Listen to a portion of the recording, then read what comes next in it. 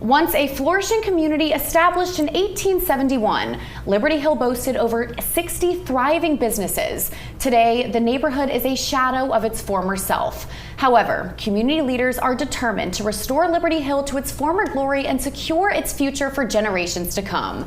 Let's welcome Valerie Harper Young, president of the Liberty Hill Improvement Council, and Elder Craig Mitchell, president of the Liberty Hill Redevelopment Group. I want to thank you both so much for joining us. Thank you. And the Liberty Hill neighborhood, it's very historic and it holds great significance. Valerie, could you give a little background on the history of Liberty Hill for those who may not know? Yes. In 1871, we were formed by 4 freedmen, Ishmael Grant, Aaron Middleton, and William and Plenty LeCue. Their plan was to start a community where, after slavery, people can come and thrive. So the community started not only building homes, but building businesses. We had over 60 thriving businesses there on Liberty Hill. We had gas stations, we had grocery stores, we had barbershops and beauty salons. Everything we needed, we had. We were self-sufficient and self-sustaining community. So we're proud of Liberty Hill, and we want to build back better Liberty Hill for the next generation. Our motto is one dream, one team, and it's to build back better together, Liberty Hill. So it was a very self-sufficient, there was a lot of money coming through this neighborhood. What led to the dramatic decline? The naval base left. Okay. And so we saw that the community was in disrepair. I'm originally from Liberty Hill. My family came in 1874.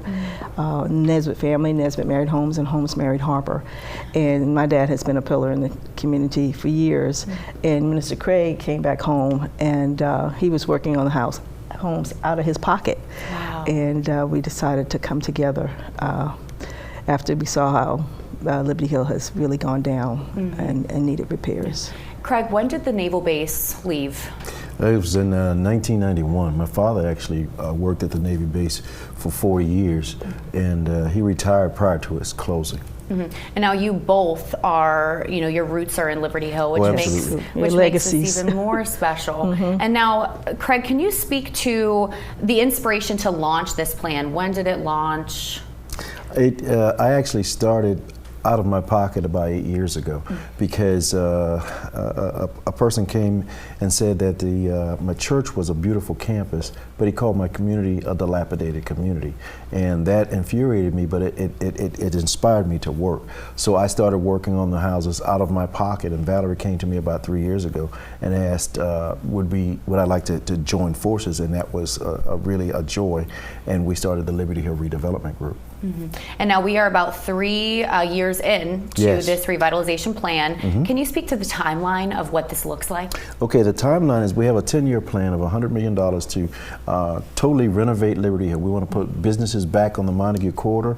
We had a plan of renovating 80 houses. We've done 53 thus far, and we're now in the second phase, which is to put those businesses on Montague Avenue. The third phase is to put houses back in the community, and we're going to begin putting houses in the community hopefully by July or so to start this process. Yeah, and I feel like a concern is, gentrification. So how do you guys plan to combat that? With gentrification. So we're going to, with gentrification, we're going to build Liberty Hill from the inside out, and we're going to ensure that we are using the community to rebuild itself. And we're inviting new businesses to come in. I know Roper has a $1 billion hospital that's coming. We'll invite the hospital to come into Liberty Hill and think about putting doctor's offices here as well. And we want gas stations, we want a charging station, we want a bank in Liberty Hill. So we're going to build it back one street at a time, one house at a time. So the overall vision and the long-term goal is to revitalize Liberty Hill and bring it back to what it once was. And now this model that you guys are developing, do you plan to use that in other communities? Yes, exactly. We started a Liberty Hill Alliance, and we meet the second Friday of every month at the train station. And we invite other communities to come and let's brainstorm together. So our same model we will take to the other communities that are disenfranchised. Yeah. Well, this is incredible work that you guys are all doing, and this is not no small feat. No, this is it's not. an incredibly large task. What do you need from the community, and how can we support? Resources we need from the community. We need volunteers, but we also need donations. We need businesses to come and think about relocating to Liberty Hill. We need investors because we don't want to go into a whole lot of debt getting this done, because again, when we build a community, we want to sustain itself for the next 153 years. So we need everyone supporting the community. And now, where can our audience go to learn more, and then also to help support? We have several websites. We have www.libertyhillcommunity.com.